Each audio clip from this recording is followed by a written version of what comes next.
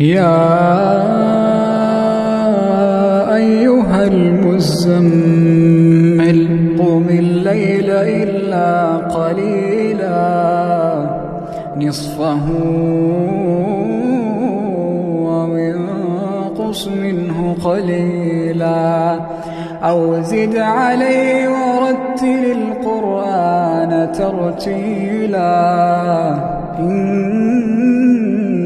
سنلقي عليك قولا ثقيلا إن ناشئة الليل هي أشد وطئا